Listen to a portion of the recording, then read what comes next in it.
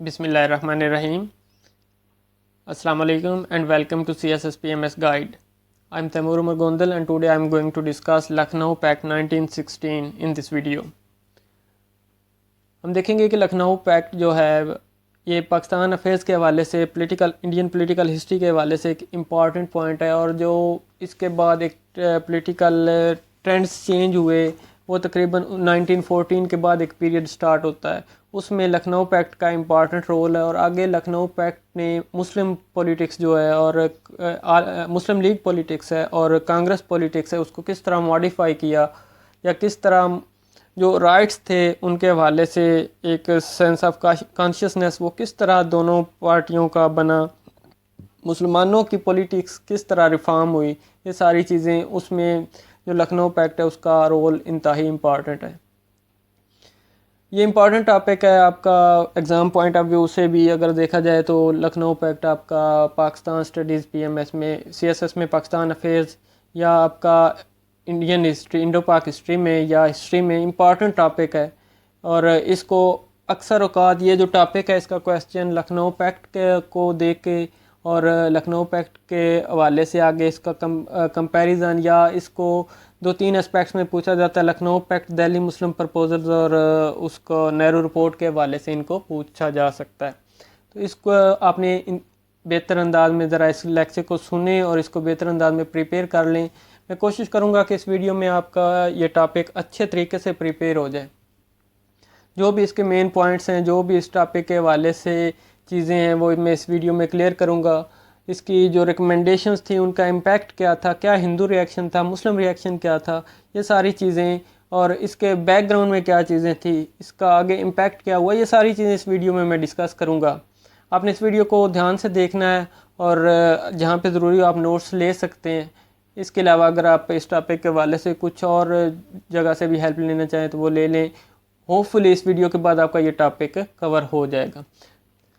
तो हम देखते हैं कि जो लखनऊ पैक्ट था उसके बैकग्राउंड में अगर जाएं तो सबसे पहले जो एक चीज़ थी, ऑल इंडिया मुस्लिम लीग ने अपने गोल्स चेंज किए थे 1913 में और 1913 में ही कायदे आज़म ने ऑल इंडिया मुस्लिम लीग को ज्वाइन किया। ये दो बड़े इंपॉर्टेंट पॉइंट है इसमें याद रखने वाले। एक तो मुस्लिम लीग ने गोल चेंज किया और कायदे आज़म की शमूलियत। अब 1913 से लेकर 1920 तक का ऐसा पीरियड है जब इस पीरियड में कायदे आज़म मेंबर थे इंडियन नेशनल कांग्रेस के भी और ऑल इंडिया मुस्लिम लीग के भी, दोनों पार्टीज़ के मेंबर थे। तो लखनऊ पैक्ट में कायदे आज़म का रोल इस लिहाज से इम्पॉर्टेंट हो जाता है कि वो दोनों पार्टीज़ के मेंबर थे और मुस्लिम लीग और कांग्रेस को करीब लाने में उनका सबसे इम्पॉर्टेंट रोल था। अब ये लखनऊ पैक्ट मुस्लिम लीग ने जो चेंज किया अपने ऑब्जेक्टिव्स, उनके पहले ऑब्जेक्टिव ये वो चीज़ें हमने ऑल इंडिया मुस्लिम लीग वाले टॉपिक फॉर्मेशन वाले टॉपिक में कवर किए हैं, लेकिन यहाँ पे जो गोल चेंज हुए वो चीज़ें मैं डिस्कस कर देता हूँ कि मुस्लिम लीग ने जो गोल चेंज किया वो ये था कि उनका पहला गोल था कि जो मुस्लिम लीग का वो था कि self government under the British crown keeping in view the peculiar condition in India. कि सेल्फ गवर्नमेंट का गोल उन्होंने रख लिया अपना कि हमारा गोल ये है, हमने ये अचीव करना है ब्रिटिश क्राउन के अंडर सेल्फ गवर्नमेंट हो। और दूसरा इसके साथ था कि जो भी पार्टी इस चीज़ पे काम कर रही हो उसके साथ कोऑपरेशन और कोऑर्डिनेशन करनी है जो इस गोल पे काम कर रही हो, ये गोल रखे थे। ये चेंज हुए तो इन चीज़ों ने क्या किया कि वो कांग्रेस और मुस्लिम लीग को करीब ले आया कायदे आज़म और ये जो गोल चेंज हुए। तो कांग्रेस और मुस्लिम लीग का जो 1915 वाला सेशन था वो दोनों ने बम्बे में रखे, दोनों के बम्बे में सेशन थे और दोनों पार्टियों ने एक रिफॉर्म कमेटीज़ बनाई। वो कमेटीज़ कॉन्स्टिट्यूशनल रिफॉर्म्स बनाएंगी। जो दोनों कमेटीज़ थी उनके ज़िम्मे था कि वो कॉन्स्टिट्यूशनल रिफॉर्म्स बनाएंगी। आगे था कि जो इसके बाद अगर 1916 से देखें तो आगे 1919 में रिफॉर्म्स हुए, तो वो आगे जो रिफॉर्म्स होने थे उनके लिए बेसिकली ये दोनों पार्टीज़ इकट्ठी हुई थी और कायदे आज़म ने इनको इकट्ठा करने में अहम रोल प्ले किया। तो उनकी जो कॉन्स्टिट्यूशनल कमेटीज़ थी उन्होंने रिफॉर्म्स बनानी थी मुस्लिम लीग की और कांग्रेस की। तो इसमें हम देखते हैं कि जो लखनऊ पैक्ट था वो अब कमेटीज़ बन गई, वो कमेटीज़ चली। तो उसके बाद लखनऊ पैक्ट हुआ, वो जॉइंट सेशन था दोनों पार्टीज़ का, इंडियन नेशनल कांग्रेस का और ऑल इंडिया मुस्लिम लीग का। इंडियन हिस्ट्री में पहली दफ़ा ऐसा हुआ कि कोई कार्डियल एटमॉस्फेयर था पॉलिटिकली اس ایٹماسفیئر میں مسلمان اور ہندو اکٹھے تھے، وہ ان کے کام اکٹھے تھے. ایون اس میں آپ دیکھتے ہیں کہ جو مسلم لیگ کو قائد اعظم پریزائڈ کر رہے تھے، لیکن انڈین نیشنل کانگریس کو بال گنگا دھر تلک پریزائڈ کر رہے تھے، جو کہ ایک ایکسٹریمسٹ ہندو نیشنلزم کے فالوور تھے اور ایکسٹریمسٹ لیڈر تھے، لیکن وہ پریزائڈ کر رہے تھے کانگریس کو اور اس لکھنؤ پیکٹ میں. تو اس حوالے سے بھی یہ دیکھا جا سکتا ہے کہ جو انوائرمنٹ تھا وہ کارڈیل تھا دونوں. وہ ایک ایکسٹریمسٹ ہندو بھی اس میں شامل ہو کے وہ اپنی پارٹی کو پریزائڈ کر رہا تھا اور ان ریفارم میں شامل تھا. جو دونوں ریفارمز کمیٹی تھی مسلم لیگ اور آل انڈیا نیشنل کانگریس کی، انہوں نے ریفارم کمیٹیز نے جو ریفارمز پریپیئر کی تھی وہ ادھر پروڈیوس کی لکھنؤ پیکٹ میں، اور ان کو پھر اپروو کیا گیا، اس کو ڈسکس کیا گیا، اپروو کیا گیا ان ریفارمز کو. تو ہم دیکھتے ہیں کہ وہ ریفارمز کیا تھی، مین کیا ریکمنڈیشن دی مسلم لیگ اور کانگریس کی جو اکٹھے ایک اجلاس تھا لکھنؤ میں. لکھنؤ پیکٹ 1916 جسے کہتے ہیں 1916 لکھنؤ میں ہوا، اس لیے لکھنؤ پیکٹ کہتے ہیں. اور اس میں ریکمنڈیشن مین تھی، وہ پہلی سیٹ تھی کہ پہلی آپ کی تھی کہ 1/3 seats for Muslims in the imperial legislative councils. جو لیجسلیٹو کونسل ہے اس میں مسلمانوں کی نمائندگی 1/3 ہو، 1/3 ہو. اور دوسری جو کانگریس نے ایکسیپٹ کی وہ سیپریٹ الیکٹوریٹ تھی. سو مسلم پوائنٹ آف ویو سے یہ بڑی امپورٹنٹ تھی، اور جو اکٹھا یہ سیشن تھا اس میں قائد اعظم کا رول بھی تھا اور سارا. تو سیپریٹ الیکٹوریٹ کو ان ریکمنڈیشن میں ایکسیپٹ کیا گیا.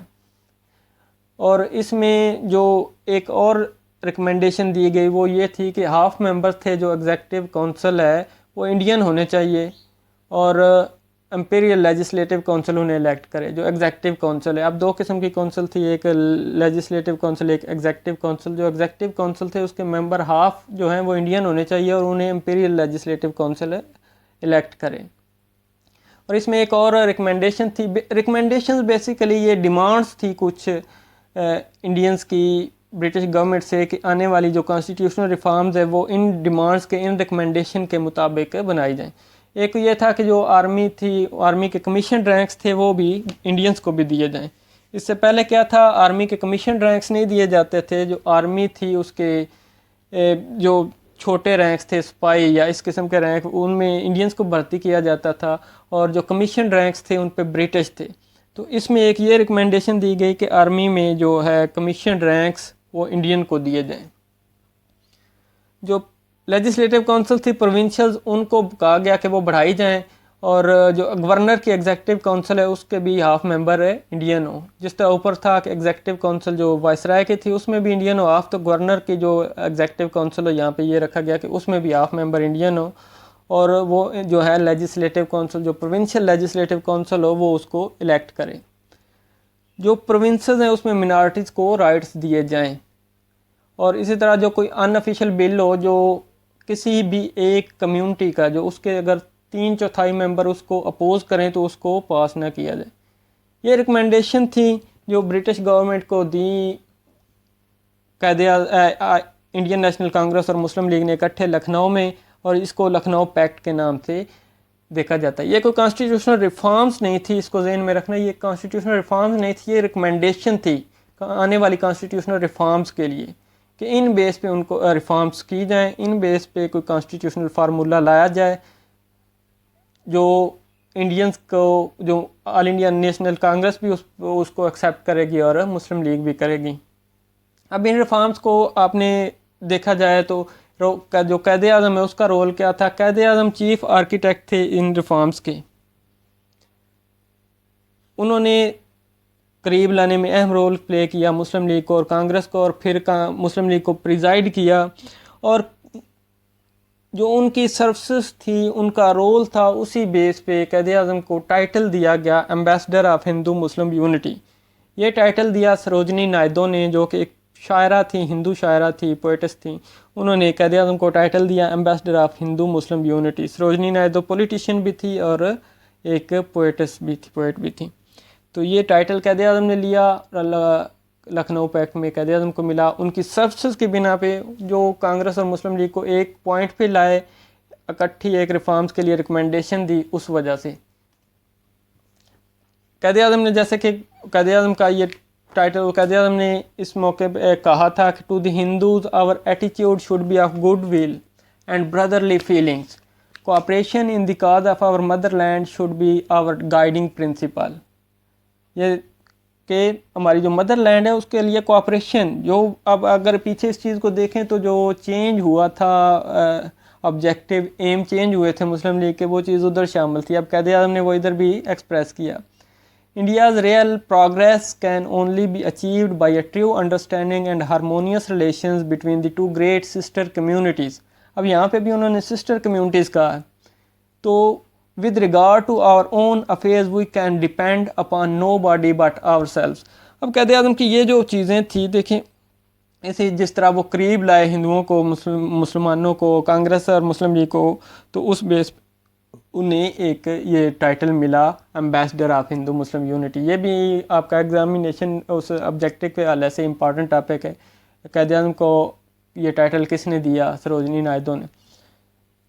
اگر مسلمانوں کے حوالے سے دیکھا جائے کہ مسلمانوں کو ان جو ریکمنڈیشنز تھی اس کے حوالے سے کوئی مسلمانوں نے کیا اچیو کیا، تو وہ سیپریٹ الیکٹوریٹ تھا، جس کو پیچھے مسلمانوں کی ڈیمانڈ تھی. منٹو مورلو ریفارمز میں بھی اس کو ایکسیپٹ کیا گیا برٹش گورنمنٹ کی طرف سے، اور یہ فرسٹ ٹائم تھا کہ انڈین نیشنل کانگریس نے بھی اس چیز کو ایکسیپٹ کر لیا، سیپریٹ الیکٹوریٹ کو. اور دوسری جو بڑی مسلمانوں کے حوالے سے اچیومنٹ تھی وہ تھی 1/3 مسلم سیٹس ان سینٹرل لیجسلیٹر، کہ سینٹرل لیجسلیٹر میں مسلمانوں کی 1/3 سیٹس ہوں مسلمانوں کے لیے، اور جو ان کو مسلمان کہتے تھے کہ ہمیں مناسب نمائندگی دی جائے، ریپرزنٹیشن دی جائے، تو وہ ڈیمانڈ بھی یہاں پہ کانگریس نے ایکسیپٹ کر لی. اور تیسری an official bill if opposed by 3/4 members of a community it will not be passed, کہ مسلمانوں کے رائٹس کے خلاف کوئی اگر بل بن رہا ہے اور مسلمانوں کی 3/4 مسلم اس کو اپوز کرتے ہیں تو وہ بھی پاس نہیں ہو سکے گا. یہ جو ڈیمانڈس تھی مسلمانوں کے حوالے سے اچیو ہوئیں اس لکھنؤ پیکٹ میں. لیکن پھر بھی میں یہاں پہ یہ کہوں گا کہ یہ کوئی کانسٹیٹیوشنل ریفارمز نہیں تھی، یہ ایک ریکمنڈیشنز تھی آنے والی کانسٹیٹیوشنل ریفارمز کے لیے.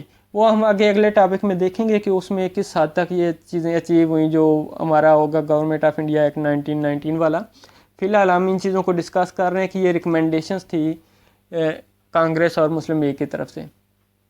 اگر اس کی ہم امپورٹنس دیکھیں تو یہ ایک برائٹ چیپٹر تھا جو انڈین ہسٹری میں، انڈین ہسٹری اس میں دیکھیں وہ اس سے پہلے ڈارک اینڈ گلومی تھی پولیٹیکل ہسٹری، لیکن یہ ایک برائٹ چیپٹر تھا جہاں پہ ایک کوآرڈینیشن نظر آئی، ایک کوآپریشن نظر آئی پورے انڈیا کی جو مین پارٹیز تھیں ان میں.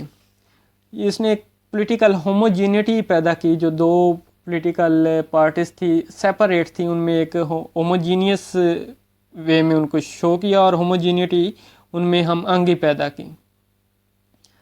اور جو مسلمز تھے، مسلمانوں کا پوائنٹ آف ویو اس میں مسلمانوں کے حوالے سے دیکھا جائے، مسلمانوں کی ایک سیپریٹ آئیڈینٹی تھی پولیٹیکل، اس کو کنفرم کیا کہ مسلمان ایک سیپریٹ آئیڈینٹی ہیں پولیٹیکل، جو اس میں ایکسیپٹ ہوئے. انڈین نیشنل کانگریس نے سیپریٹ الیکٹوریٹ کو ایکسیپٹ کیا اور اس میں آگے جا کے دوسری جو ہے 1/3 ریپرزنٹیشن، مسلم ریپرزنٹیشن کو ایکسیپٹ کیا. اب دیکھتے ہیں کہ اس میں ہندوؤں کا یا مسلمانوں کا کیا ریئیکشن تھا لکھنؤ پیکٹ کے حوالے سے.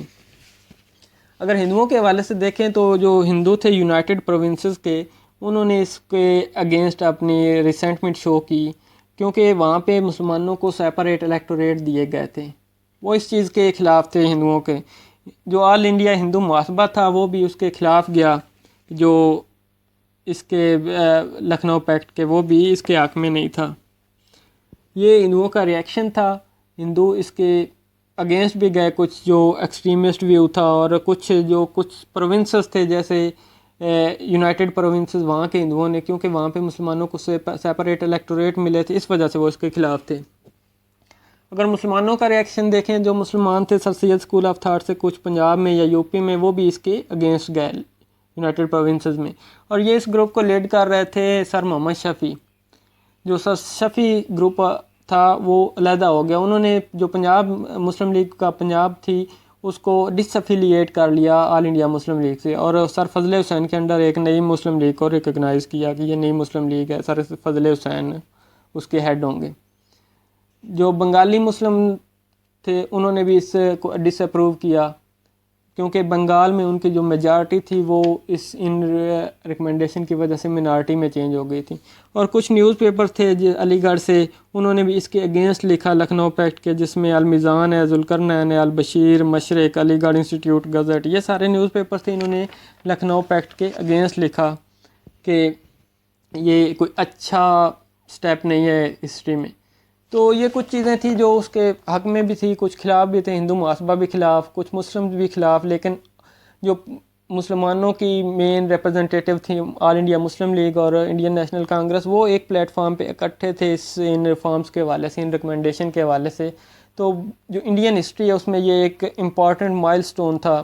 آگے جا کے اس نے ہسٹری کو کس طرح ڈیفائن کیا، کس طرح یہ جو یہاں پہ ایک رومانس سٹارٹ ہوا دو پارٹیز کانگریس اور مسلم لیگ میں، وہ کس طرح اس رومانس کا خاتمہ ہوا، یا کس طرح کون سی ایسی پالیسی تھی جنہوں نے اس رومانس کو ختم کیا، یہ آگے چل کے ہم اگلے ٹاپکس میں دیکھیں گے اور ان میں پڑھیں گے. فی الحال ہم دیکھتے ہیں کہ اس جو ہمارا ہے لکھنؤ پیکٹ، اس میں کیا چیزیں تھیں. اس نے ایک تو یہ کہ وائسرائے کو جو ڈیمانڈس تھیں ان کی جینوننیس کے بارے میں کنونس کیا، اور جو کہ یہ ڈیمانڈس جینون ہیں. یہ آگے ہم اگلے ٹاپک میں یہ چیزیں پڑھیں گے کہ وائسرائے نے ان چیزوں کو کس طرح وائسرائے کو کنونس کیا، یا کیا چیزیں تھیں، یا وائسرائے نے کیا کیا. یہ اگلا ٹاپک جو ہے گورنمنٹ آف انڈیا ایکٹ 1919 والا، اس میں ہم پڑھیں گے جو ریفارمز ہوئیں. لیکن یہاں پہ ہمارا جو ہے ٹاپک وہ یہ ہے کہ صرف اتنی چیز ہے کہ اس نے ڈیمانڈس کو جو جینوننیس تھی کہ یہ ڈیمانڈ جینون ہے ان کی، اس چیز کو ایکسیپٹ کیا. اور دوسری تھی جو سیپریٹ الیکٹوریٹ تھی جو منٹو مورلے ریفارم میں ایکسیپٹ ہوئی تھی، اس ڈیمانڈ کو جو ہندو اس ڈیمانڈ کے اگینسٹ تھے، کانگریس اگینسٹ تھی، کانگریس نے اس ڈیمانڈ کو پہلی دفعہ ایکسیپٹ کیا اور آگے ریکمینڈ بھی کیا کہ یہ ڈیمانڈ کانسٹیٹیوشنل ریفارمز میں ہونی چاہیے. اور آگے پھر اگر دیکھیں تو یہی چیز جو ہے جو آل انڈیا مسلم لیگ کا آگے ایٹیٹیوڈ ہے پولیٹیکل، اس کو اس نے فارم کیا. اور یہ آل انڈیا مسلم لیگ جو ہے اس نے آگے چل کے اس میں کس طرح اپنی پولیٹیکل سٹرگل کو ڈیولپ کیا، پولیٹیکل سٹرگل کو ماڈیفائی کیا، یہ ساری چیزیں ہمارے اس میں ہیں کہ اس میں ساری چیزیں ایکسیپٹ ہوئیں. اور یہ ساری چیزیں مسلمانوں کے حق میں بھی بہتر ہوئیں، جو مسلم لیگ کے حق میں بھی بہتر ہوئی اور انڈین نیشنل کانگریس کے حق میں بھی. اور آگے جس طرح یہ رائیں جدا ہوئیں وہ آگے ہم ڈسکس کریں گے. لیکن یہ ایک امپورٹنٹ پوائنٹ تھا ہسٹری کا جہاں پہ یہ چیزیں ایکسیپٹ ہوئیں. سو امید کرتا ہوں کہ آپ کو اس حوالے سے جو آپ کا یہ ہے لکھنؤ پیکٹ کے حوالے سے آپ کا سارے کانسیپٹ کلیئر ہو گئے ہوں گے، آپ کی انڈرسٹینڈنگ ہو گئی ہوگی آپ کے اس ٹاپک سے. مزید اگلے ویڈیو میں جو گورنمنٹ آف انڈیا ایکٹ ہے 1919 اس کا وہ ٹاپک ڈسکس کریں گے. آپ سے گزارش ہے کہ اگر ابھی تک آپ نے اس چینل کو سبسکرائب نہیں کیا تو کائنڈلی اس چینل کو سبسکرائب کریں اور بیل آئیکن پریس کر دیں. مزید کسی اچھی ویڈیو کے ساتھ ملتے ہیں، تب تک کے لیے اسٹے ٹیونڈ. اللہ حافظ and thank you for watching the video.